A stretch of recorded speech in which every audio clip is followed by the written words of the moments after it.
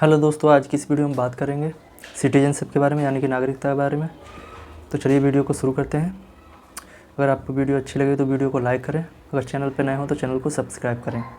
तो चलिए शुरू करते हैं। सबसे पहले नागरिकता का अर्थ समझते हैं। भारत में दो तरह के लोग रहते हैं, जिसमें एक है नागरिक, दूसरे हैं विदेशी। नागरिक भारतीय राज्य के पूर्ण नागरिक होते हैं। नागरिकों को राजनीतिक, सिविल दोनों प्रकार का अधिकार होता है। जब विदेशी राज्य के नागरिक केवल भारत के साथ सकारात्मक संबंध रखने वाले विदेशियों को ही नागरिकता प्राप्त कर सकते हैं। विदेशी भी दो प्रकार के होते हैं, एक होता है शत्रु देश के नागरिक और दूसरा भारत के साथ सकारात्मक संबंध रखने वाले राज्य। अब देखते हैं नागरिकता के बारे में, सिटीजनशिप के बारे में संवैधानिक उपबंध क्या क्या हैं।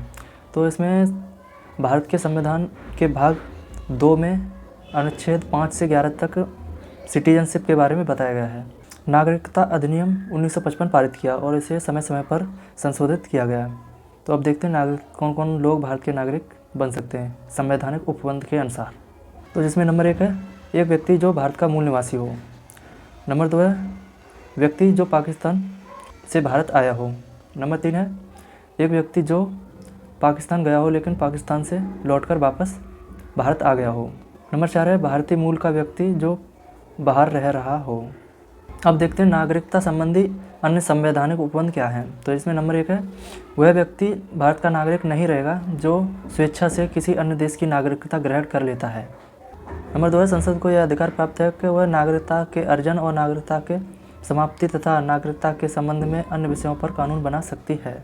यह शक्ति संसद को ही प्राप्त की गई है, ना कि राज्य विधानमंडलों को।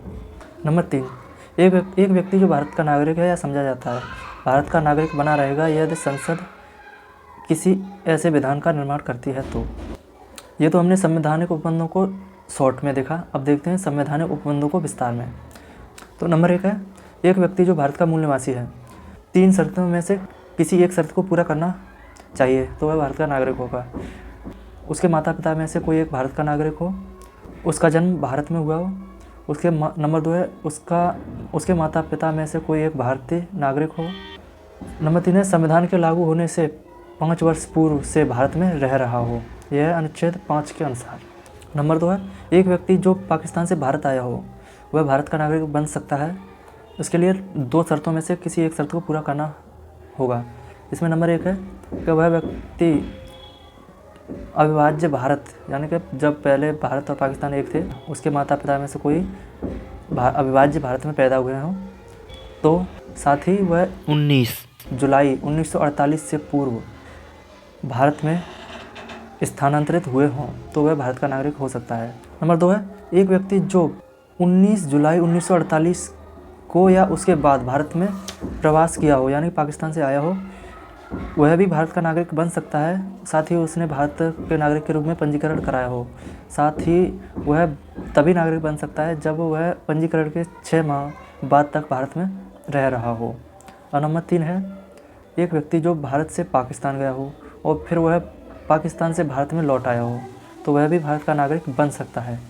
उसे पंजीकरण प्रमाण पत्र के बाद 6 माह तक भारत में रहना होगा। अब देखते हैं नंबर 4 एक व्यक्ति जो जिसके माता पिता या दादा दादी अविभाज्य भारत में पैदा हुए हों लेकिन वह बाहर रह रहा हो तो उसके लिए आवश्यक है कि उसने भारत में पंजीकरण कराया हो, या लेकिन यह पंजीकरण कूटनीतिक तरीके या पार्षदी तरीके से कराया हुआ होना चाहिए, तभी वह भारत का नागरिक बन सकता है। यह व्यवस्था केवल बाहर रहने वाले भारतीय नागरिकों के लिए है जिससे कि वह नागरिकता प्राप्त कर सकें। ये तो रही संवैधानिक उपबंधों द्वारा नागरिकता प्राप्त करने के जानकारी। अब देखते हैं नागरिकता अधिनियम 1955 के बारे में। यह भारत की नागरिकता ग्रहण करने और उसके समाप्त होने के बारे में डिटेल से जानकारी देता है। तो चलिए शुरू करते हैं।